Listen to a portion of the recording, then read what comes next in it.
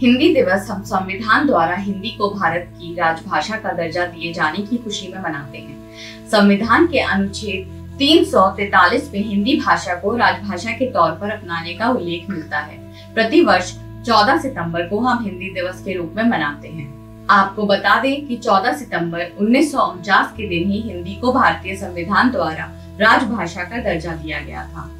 इसके अतिरिक्त हिंदी को बढ़ावा देने के लिए हिंदी के प्रचार प्रसार के वातावरण पैदा करने के उद्देश्य से और हिंदी के प्रति लोगों में जागरूकता पैदा करने के उद्देश्य से हिंदी दिवस मनाया जाता है। हिंदी दिवस उस दिन की याद में मनाया जाता है जिस दिन हिंदी हमारी राजभाषा बनी।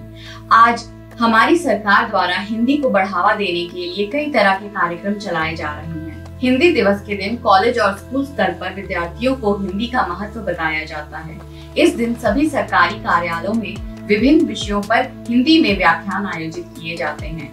हिंदी को बढ़ावा देने के लिए हमारी वर्तमान सरकार का कदम सराहनीय है। आज देश के नेता विदेशों में जाकर भी हिंदी में भाषण देने को महत्ता दे रहे हैं। ऐसा इसलिए किया जा रहा है ताकि भारत के साथ साथ विश्व स्तर पर भी हिंदी भाषा का महत्व समझा जाए।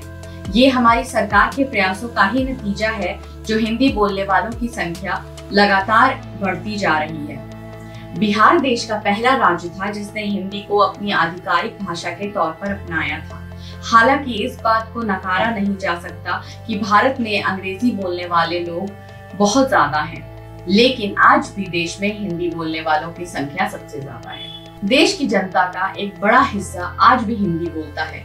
उत्तर भारत के कई राज्य जैसे उत्तर प्रदेश, बिहार, राजस्थान, उत्तराखंड, हरियाणा, झारखंड आदि में एक बड़ी आबादी हिंदी भाषी लोगों की है। इस बात को हमें हमेशा याद रखना चाहिए कि अपनी मातृभाषा बोलने से न केवल हम अपनी संस्कृति से जुड़े रहते हैं, बल्कि ये हमें एक दूसरे के करीब लाने का जरिया भी बनी रहती है। और अंत में मैं बस इतना कहना चाहूंगी कि हिंदी है हम वतन है, हिंदुस्तान हमारा। धन्यवाद।